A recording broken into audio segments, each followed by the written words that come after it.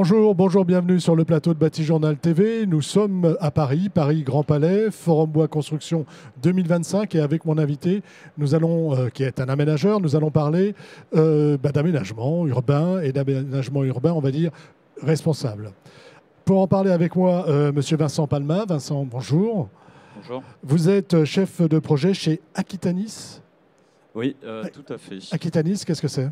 Aquitanis, c'est l'Office public de l'habitat de Bordeaux Métropole. Donc, on exerce à plusieurs titres, plusieurs compétences. La compétence principale est celle du bailleur social. Donc, on produit et gère du logement social. Et on a aussi une compétence d'aménagement. C'est celle que je vais vous présenter aujourd'hui. Et à ce titre-là, on produit des quartiers neufs, en renouvellement urbain aussi, et on prescrit beaucoup de choses sur des opérations immobilières. Voilà. Donc là, on part à Bigarros, c'est ça? Biganos. Biganos. Je ne suis pas de la région, je suis désolé. Oui, c'est en Gironde, commune du coup sur le bassin d'Arcachon. On est loin de Bordeaux?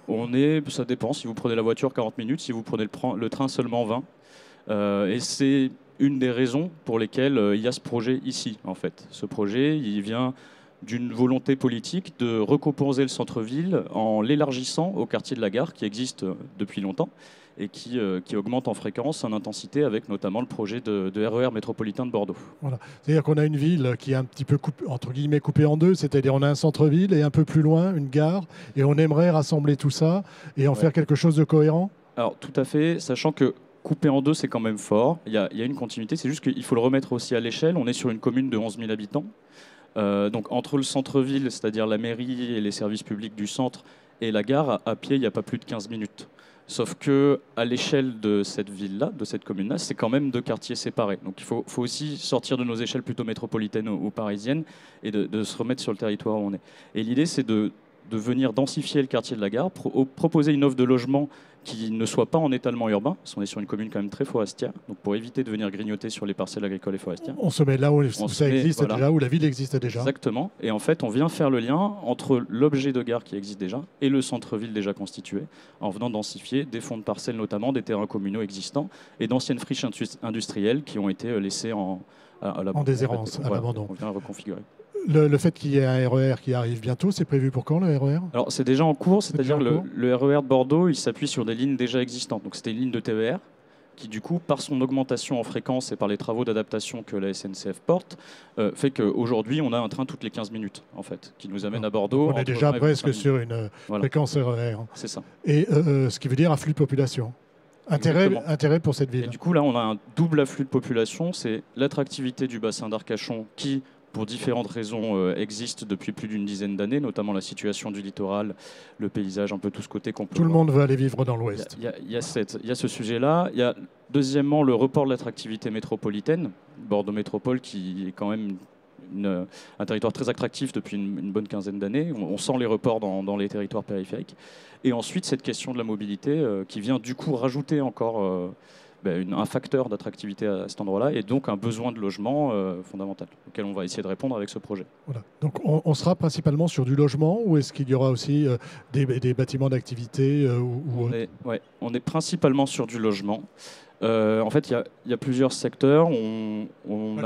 Allons-y, décrivez-moi le projet Ouais. et ce qui fait sa singularité aussi. Très bien. Ce qui fait sa singularité, c'est qu'on est en marge d'un tissu existant. On ne vient pas sur une grande friche construire un quartier tout neuf. On ne vient pas sur un champ construire un quartier tout neuf. On est vraiment sur les fonds de jardin des gens qui sont déjà là, qui habitent, plutôt sur un tissu pavillonnaire. Vous allez construire au fond de mon jardin? Voilà, c'est un sujet, mais c'est pour ça qu'il y a tous des processus de concertation qui sont menés depuis 2012, qui ont démarré sous du coup la directive de la commune, avant même que nous on arrive en tant qu'aménageur. On a été retenu en tant qu'aménageur en 2015.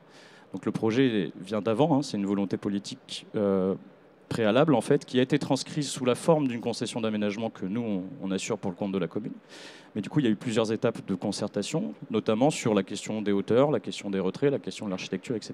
Évidemment, quand on vient rajouter de l'habitat, rajouter des services, rajouter des commerces, parce qu'il y en a aussi, même si ce n'est pas la majorité de notre production, dans un territoire où il y a déjà des gens, il faut le faire en ménageant les personnes qui sont là.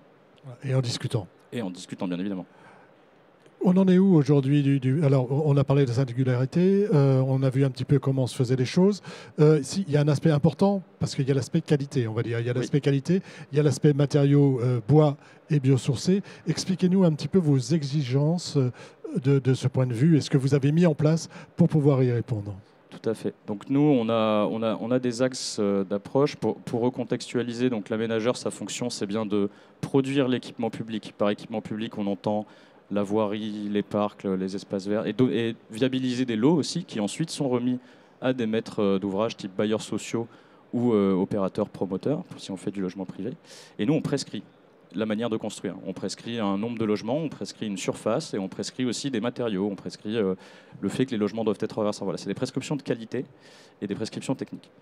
Quand on prescrit du logement social, on est d'ailleurs nous-mêmes maîtres d'ouvrage, puisque comme je vous l'ai dit en introduction, on est bailleur et aménageur. Bailleur et aménageur. On s'auto-prescrit des choses aussi.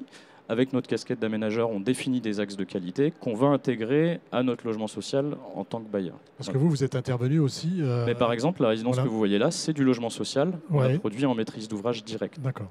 Donc avec une forte présence du bois, y compris à l'extérieur. Tout à fait. Ce qui n'est pas aujourd'hui toujours accepté. Raison vieillissement et. Ça, c'est. Oui, ça dit pour un peu de subjectivité. Mais oui. Non, mais c'est ce qu'on entend. L'objet, tout à fait. Enfin, vous avez quand même une grande métropole en France qui l'interdit quasiment. Hein. Oui.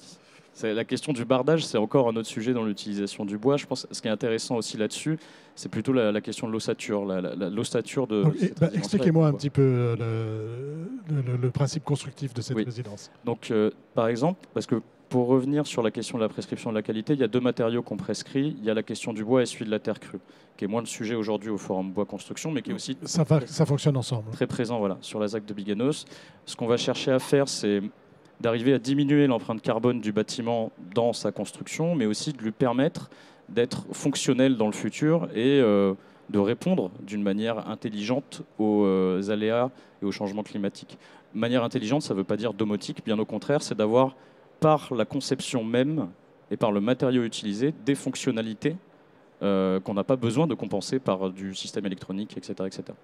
Donc là-dessus, le système constructif, on va avoir de l'ossature bois sur tous les bâtiments pour élever la structure. Mur à ossature bois. On a, là c'est vraiment la frange que vous voyez le long de voirie. Les grappes que vous avez plus à l'intérieur de l'îlot gèrent les voitures en rez-de-chaussée, c'est-à-dire les stationnements sont en rez-de-chaussée. À cet endroit-là, du coup, le système de poteaux et de dalles du rez-de-chaussée est fait en béton. Et au-dessus, on élève des ossatures bois. Ça, c'est pour des principes de sécurité incendie. Pour avoir une différenciation. Oui, pour avoir une différenciation. Tout à fait, pour éviter d'avoir une diffusion. Ensuite, cette ossature bois, évidemment, on va la remplir avec de l'isolant qui est de la laine de bois. On a de l'isolant paille en toiture couverture et ensuite on a en toiture bac acier.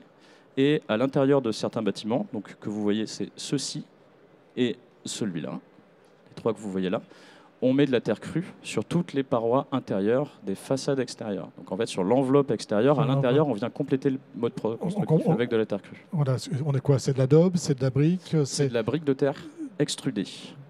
Voilà. Est-ce que c'est de la terre régionale, j'imagine? Tout à fait. En fait, Biganos, entrée porte du bassin, on a la chance d'avoir pas très loin, à 20 km, une commune qui s'appelle le Barp, sur laquelle est implantée une briqueterie de longue date, ça fait plus de 150 ans qu'ils sont là, qui ont une carrière d'argile très qualitative. Donc, historiquement, ils faisaient de la terre cuite pendant très longtemps, et avec ce projet d'aménagement, on travaille avec eux la production d'une filière de terre crue. Donc, ils ont développé une brique de terre extrudée, qui est en fait un mélange d'argile, d'eau enrichi avec un peu de chènevotte, c'est de la fibre de chanvre. Ouais. Et donc on a des briques qu'on utilise, qui sont produites à 20 km et qu'on utilise dans le mode constructif. Ce que vous me montrez là, c'est une production, donc une de vos productions, oui. Mais c'est aussi ce que vous imposez aux autres promoteurs et éventuellement et bailleurs sociaux qui travaillent avec vous. Tout à fait. Ça, c'est le même bâtiment. Ça, c'est le même. Là, vous voyez, c'est les gardes derrière, donc on voit bien. Oui, avec le support. Exactement. En effet, en fait, ça, c'est l'exemple de l'autoprescription. Il y a une chose qu'on n'a pas faite. On n'a pas cité l'architecte, c'est qui? C'est Dumont-Legrand. Voilà, constructeur.